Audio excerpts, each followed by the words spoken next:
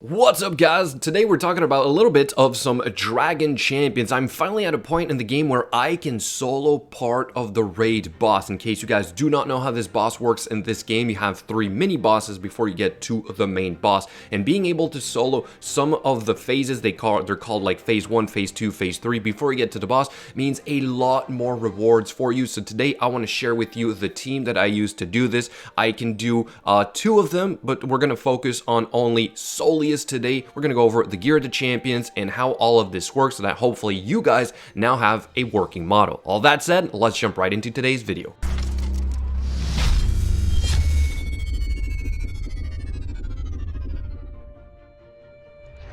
Let me start by quickly explaining how this works. Basically, we are controlling the turn meter. Much like Raid Shadow Legends, it is a turn-based strategy game, so if you have enough speed and enough potency in this game instead of accuracy, you will be able to effectively permanently control the turn meter of the boss. My team is not perfect because I don't have the perfect stats for this. In fact, we're not even on the hardest difficulty of this so-called raid boss or clan boss if you want to compare it to raid, right? But the way this works is that we're taking a whole lot of turns and we are controlling the turn meter of this mini boss, therefore preventing him from taking too many turns where you end up wiping, because the more turns that they take, the stronger that they get. You do see that with a little sort of like blue buff that looks like little vampire teeth there.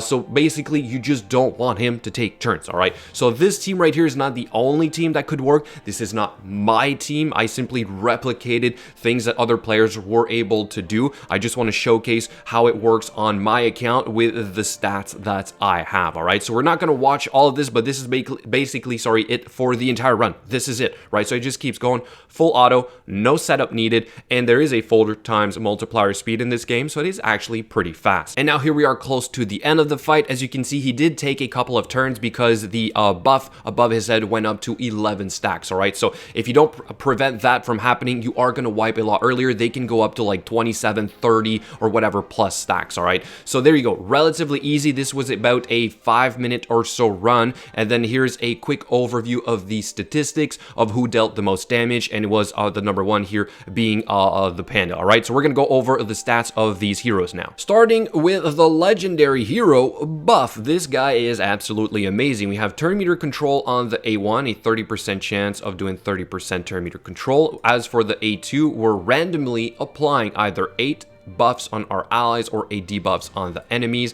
As for the A3, you're doing a turn meter swap with another one of your heroes, and you're effectively also removing 2 debuffs, healing them, and giving them potency increase, which is really good. As for the not A3, but a passive ability here, you'd have a better chance of dodging depending on how many demons on your team. And for the leadership ability, which what makes him so great in this game, you will get an increased speed of all allies demons by 15 and their tenacity increased by 30%, but also more turn meter control. Okay, so that is why he is so great. You just want this guy to be really fast, but also have very high potency.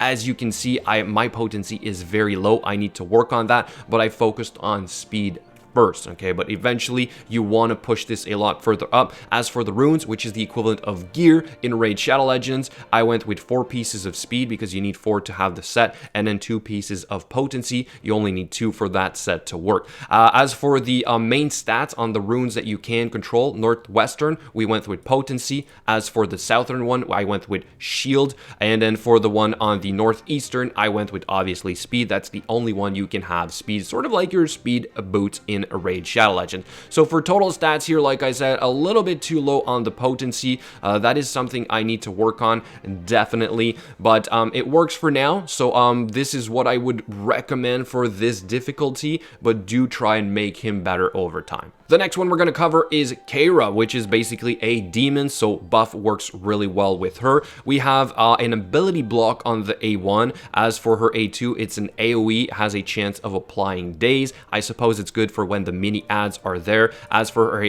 A3, we go invisible on all the mages for 2 turns, and defenders gain counterattack for 2 turns. If a Venomite is on the team as well, then he is going to receive both of the buffs. It does restore 25% 25% of the turn meter to all allies except defenders. Okay, so more turn meter right there. As for her passive, we do have increased damage by 25% and potency by 25% when invisible. Okay, and I do believe the leadership ability is affecting her. Don't quote me on that. Again, maybe you guys can confirm in the comments below, but overall she is a very effective. As for her gear, you do see that I have a lot more potency on this champion, but I am also working with sort of like overall damage runes. So for that, I went with a set of crit damage, which you need 4 of them, and 2 pieces of, once again, potency runes, right? I still have some of these common or uncommon runes right here, so a lot of room for improvements. Not even 4 stars, which is the maximum you can get in this game. As for the southern here, we have crit chance, and the northeastern one, we have speed once again, sort of like your speed boots. Very straightforward. Then the next one to cover is Kiri here, which is basically our tank or defender. She has herself a sort of like a good kit, right? We have a bleeding on the A1 and a healing block. We also have on her A2 a sort of like AoE recovers health by 50% of the damage dealt, which is good. A 50% chance to decrease turn meter by 15%. So again, more turn meter control. If the enemy is affected by slow, decrease the turn meter by 2 times more. Working very well with another hero we'll cover shortly. As for her A3 here, we're doing taunt and armor increase. Recovers 10% of the turn meter for each living demon in the party. So that is why we're working with buff. And Keira restores shield by 20% of max health. And then for the passive ability, recovers 15% of the turn meter upon taking damage. All right, so as a defender, you gain taunt. You sort of become the target. Therefore, you are getting more turn meter. So again, it is all about the turn meter control. Potency, roughly 80%, is getting there, but we are a lot slower, right? Buff had a lot less, but he's a lot faster because of the other applications in the game. For this, we went with 4 pieces of tenacity, although you only need 2 runes for this set to work, and then 2 pieces of potency, of again, northwestern being the potency rune, the southern one being a shield because it's a defender, and we have there again a speed northeastern rune. So overall, another sort of work in progress, but works for pretty much everything I'm doing in the game. And now on to the so-called Panda I was talking about, which is Master Duo, right? So this champion has the slow on the A1 to synergize with the other ones. We also have on his same A1 a chance of doing the turn meter reduction if the slow is already applied, all right? So by just this alone, he is really, really good for this. We also have an AoE here for damage increase on all enemies. Once again, good for the like mini ads that spawn when you're doing those sort of like raid mini bosses. We have on his A3 crit chance, crit damage, counter attack, and recovers 35% health and 50% turn meter. So a lot of turn meter control, either reducing but also increasing for our own heroes. As for his passive here, doesn't do a whole lot for this boss, but I suppose the increase in accuracy by 15% is always good. This is your chance to hit in this game, not exactly your chance to apply debuffs. Don't quote me on that. So again, a very solid hero for this. He is relatively slow, but it works, so I didn't really change it. We have about 70% potency, could be a little bit higher. For this guy, I went with 4 pieces of crit rate, even though you only need 2 to make a set work. We have potency as northwestern, we have crit chance as southern, and we have speed yet again as northeastern, again sort of like your speed boots. And now let's move on to the last one, which is Little Batty. Now this one is sort of like a defender as well, so yeah, I sort of have like 2 defenders on that team, but we mainly like her because we have an 80% chance to decrease the target's turn meter by 25% on the A1. So again, you can kind of see the synergy with all the other heroes. We also deal some damage here as an single enemy, and we have the ability to remove 1 buff. Little Batty gains taunt for 2 turns. So again, being a taunt is always good because you're going to take the aggro, and therefore you're not going to get your damage dealers to die. So much like our Kiri, right, she's there to just soak up some of the damage to make sure our Master Duo and Keira survive for as long as possible.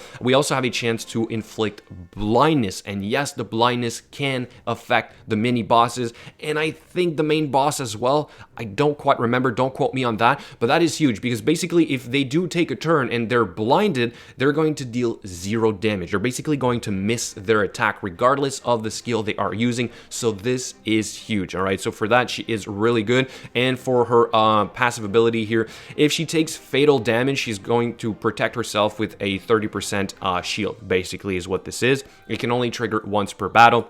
As for her potency, 82%, so it's definitely up there. Only really my buff is sort of like too low, so I gotta work on that. But for her, we went with 4 pieces of the, what's it called, the potency runes. Potency on the northwestern again. You guys probably see the pattern here, right? This is sort of like saying your accuracy banner in Raid Shadow Legends. This is exactly what this is. As for the southern, we went with shield, again a defender, usually a shield or health here. And then as for the northeastern, we have speed, so 4 pieces of potency and then 2 pieces of tenacity, sort of like saying a accuracy and then a resistance set, right? So tenacity in this game is resistance. As a tank, you also don't want her to be crowd control, basically. So that's the overview of all of these heroes. And finally, you're probably wondering just how much damage does this look like. Well, here's me after soloing the phase 1 and phase 3 of the boss. As you can see, quite a lot of damage. So if you're able to do this as quickly as possible, you will be in first place.